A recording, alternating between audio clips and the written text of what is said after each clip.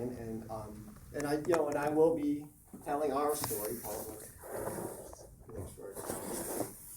And you're right, I'll be doing the talking because it's very challenging for Paula to speak due to a condition that resulted from a stroke 3.5 years ago, aphasia and apraxia. So it's like that feeling you ever have that, like, the word's on the tip of my tongue, I can't think of it. Well, that's every day, every minute of the day for Paula. And apraxia, that's aphasia. Apraxia is this difficulty of forming the words even when you know it. And she has that a lot in English. So even though she knows the word, she can't get her tongue to say it. So suffer that a little bit in Spanish, a little bit in English as well. But she's, finding her way through that. And communication is more than just the words you say. But I'll back up a little bit and start with, before that stroke. Paula came to this country in 1999 from Argentina. And at that time, she didn't speak much English either. But by the time I met her in 2005, she was perfectly fluent, totally bilingual. Something I really admire. The people who are bilingual, she could switch from language to language so seamlessly. She didn't even know which language she was speaking. I'd ask her to speak Spanish to me at the dinner table, and she would try, but she would just see that confused look on my face and reflectively switch. So my Spanish didn't progress. Still at that high school level. But after we met, we had so much in common. We were both single parents of young boys. We're doing activities with them. It was just like, asked her to marry me after about a year, and it was such a clear choice. And we were married in 2007, and life was just kept getting better. The boys were bonding and growing through the school system, making friends. We knew that there was room for more in that family, and Maggie was born in 2008, and the boys just loved being big brother, and we just kind of saw that little girl, maybe it's just a little girl, these two big boys, something wasn't complete, and then Lucia was born in 2010, and it just felt so perfectly complete. I felt on the top of the world. I took a new job that I felt like we could do anything, and things were just getting better and better and better. But then the headache started in 2000, on the way home from Thanksgiving in 2011. And that was really the start of quite a tumultuous time. First it was, why are these headaches? What's going on? And why are they there? Some trips to the ER, they were debilitating. She was wearing glasses, she couldn't see, or sunglasses because of the light. And discovery of this aneurysm, and then a stroke. And then after that, these hospitals, doctors coming everywhere, confusion, questions, uncertainty, what's going to happen next? Everything different. Everything we thought was going to happen is not there now. Now it was day to day for a while. Getting the kids where they need to go. Paula was in the hospital for 4 months. So not at home, explaining that to the kids, trying to just get them where they needed to go, keep life as normal as we could. Paula was in the hospital at Gaylord, learning to walk again, learning to say even simple words. When she came out of that stroke, she couldn't say a word. She couldn't say her vowel sounds. She couldn't move her right side. So she spent a lot of time asleep and these kind of things. So it was a very tough couple of weeks until she moved into the rehab facility. And then it was a couple months away from her family. We couldn't bring the kids to visit because, you can't have little ones, you know how they touch everything. They have germs. You can't have a flu come into the floor of people. So she didn't see her kids for that time. And they didn't see their mother. And that was tough. that was a hard time. You know, so, but you know, at the same time, she continued to, you know, do what she had to get better, but it was tough. You know, with stroke comes a depression, right? People think of depression, it's like an emotional thing that it's tough to deal with emotionally, the things that are happening out there, and that's true, certainly, you know, to deal with the loss and all those kind of things. But also with stroke actually comes the physical depression. There are chemicals that, like, you fall, you hurt your leg, you get a bruise. And the same thing happens in your brain. You get inflammation, and the brain doesn't necessarily it feels pain, it senses it, but when it's hurt, its only way to express that pain, I think, is just the depression. And Paul has told me several times that was actually the worst part of it all. Is feeling that you can't communicate, the emotional side of it, the depression that came with the stroke, starting to feel isolated. So as bad as the hospital time was, actually when it was time to come home, in some ways, as much as a relief as that was, it was actually harder in a lot of ways. She was no longer at the rehab facility where everybody there was going through a similar type of trauma, where she had all these nurses to help her with everything. Now she's back home where she's used to being able to walk around everywhere, but she was still in a wheelchair. At that point, she could really just say see and no. I had to help her up the steps and help her down the steps. The kids just saw mom back there, and they just still want mom to do everything she could, but she couldn't at that point. She was still trying to take care of herself. And that was, you know, very challenging. She, you know, was she able to do all the things, more of that uncertainty, do all the things that she was used to doing as a role as her mother and a wife and all those things. She, you know, would wake up in the middle of the night. I'd wake up and see her rocking, saying, "No quiero vivir." It was that severe. And all I could do, I'm just a man, all I could do was hold her and try and console her. But I couldn't heal her. Just a man, all I could do was console her. But time kept going, and over time, she eventually had, I don't know, a realization that God hadn't taken her. She was still alive. Why? She was still alive. And with that, at that same time, she explains that she realized that God left her here and was going to help. And that was enough.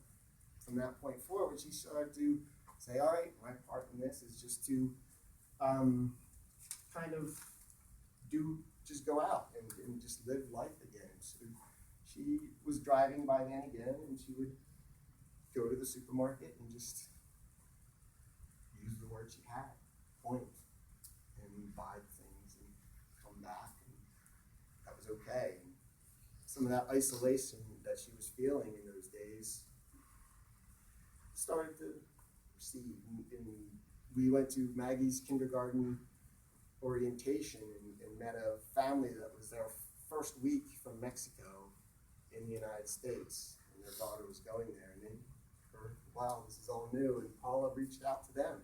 She could barely speak, and the first thing she had to do was explain to them why she couldn't speak, and I was there to kind of help explain what we're filling the gaps.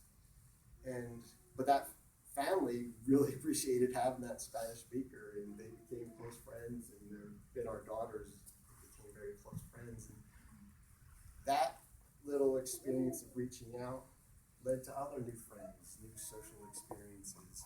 Some of that isolation started to disappear again. So she was finding that by trying less and focusing less on what she lost and just counting on her blessings and following instead of what she thought her life should be, just what it is, all of a sudden things were coming into her now. And these opportunities that she was feeling that maybe even before the stroke that she wasn't finding, all of a sudden were here for her. And things kept getting better. And now this is the point in the story where we want to mention a story. And I'm a pretty tough guy, but if there's something that's been choked up, it's this one. So bear with me. After a while, Maggie came home from school one day, and she had this project that they do in the first grade, and it's this all about me. And we experienced it at the first time because I had to read it to her, right? And it's this big poster of Maggie describing things about her, you know. I like animals. I like the color pink. I like this. My favorite toy. And in the middle is this section that's instructive, what makes me special? And she wrote, I help my mom talk. And we were there together. It was like so real. It's like for her, it's so innocent. All this stuff that happened wasn't a trauma to her. She had a different perspective. It wasn't what she lost. It wasn't like, oh, if my mother didn't go through this, I would be skating more. I would have gone to this thing. We would have gone to Disney World. No, it was something that made her special. And that's what she thought of it. Points like that was something we need. And this was something that maybe made us special. Something that we had to learn from and be more like Maggie. Then other things, the other thing she wanted to bring up is then later, her mother came up, summer of 2015. And, you know, her mother, city girl from Argentina, doesn't drive, doesn't speak any English. And so she comes up there and she's used to getting out of the house, right, city girl. And so Paul's worried, what am I going to do with my mom? And they decide that they find this Bible study class here, and it's in Spanish, so there's something they can do together. So they go, and she instantly finds it very rewarding. They're reading the Bible, something she hadn't done in too long, probably, and doing it with her mother. They're sharing these things. Her mother's reading. I should point out that with this, Paul has a lot of trouble reading and writing. You know, basically, neither language, and writing even harder than reading. So her mother would read, and they'd write together, and it was something they bonded on, and helped pass that time significantly, and they really enjoyed it together. But then her mother had to go back to Argentina, and she was like, "Oh, I'm going to lose this. It was this time. It was a social engagement she enjoyed. This is why you keep me honest on this little story because it's something that's really milagro. Yeah, it's like a miracle in her mind because she was worried she was going to lose this thing, and she was just sitting at the table, staring at the book that they're studying, and she just grabbed her smartphone, and almost in a guided way, clicked the App Store. She doesn't even know how she found this, but there's Google Translate. She downloads it, and like just guided, sees this little camera icon on the bottom, points it at the textbook, clicks text, and it starts to read out loud. The text in that picture. I didn't know that existed, but it was that simple. As long as it took me to explain it, is how she found it. And she didn't search up stuff. She didn't know how to do it. It was just, the problem was solved. As soon as she recognized the problem, it was solved almost immediately and completely. She didn't lose this. She continued to go. And that's how she does it to this day. She That's how she does her homework assignments. You take that and you'll read it to her, and she does enough copying. And the other thing about that is it's something that she's found that benefits her, one task that benefits her in so many ways simultaneously. It's her best therapy for reading, her best therapy for writing. It's spiritually been uplifting to her. Socially, she's made some new great connections which she had been missing all along. It's so important to her. All these things with one task, all these life-affirming things.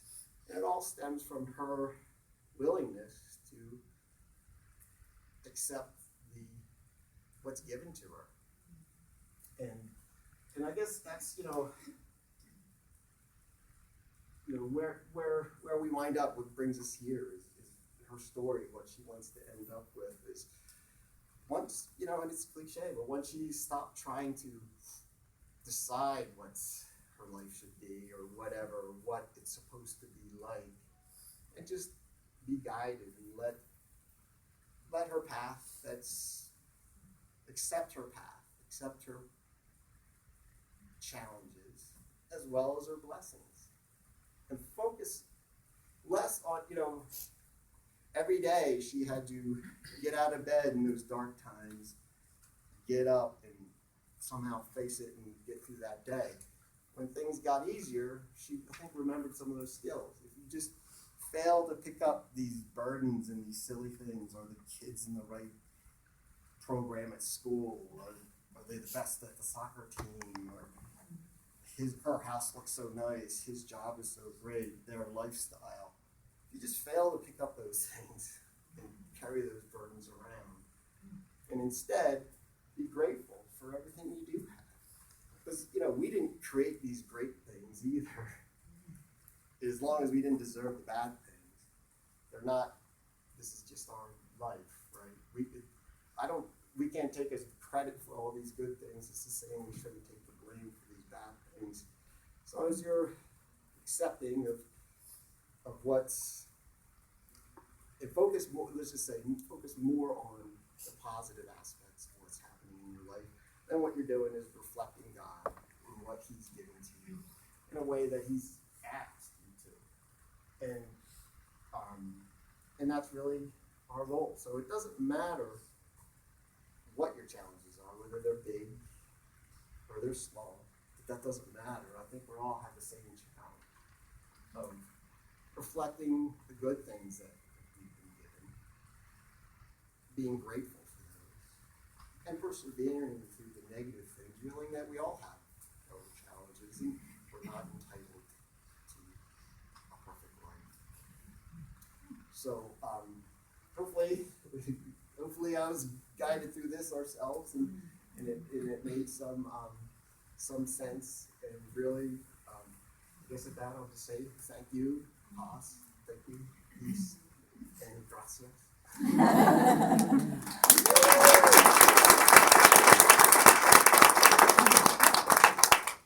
there anything else you want to add? Que cuando nosotros hay algo feo, la vida que está dando algo feo, igual siempre hay algo bueno. When something ugly or bad happens to you, there's always that equal good thing that happens. That's the thing to learn, that thing to do. Es el mismo. Right, of equal weight. So in the end, there is a balance, and I think, that is part of, through those dark times, I think Paula has a maturity that I don't think she felt she had maybe before these traumas, and a closeness to God, and a closeness to a life, a more peaceful and joyful life. Mm-hmm. In scriptural terms, we would say Romans 8:29. All things work together for good to those who love God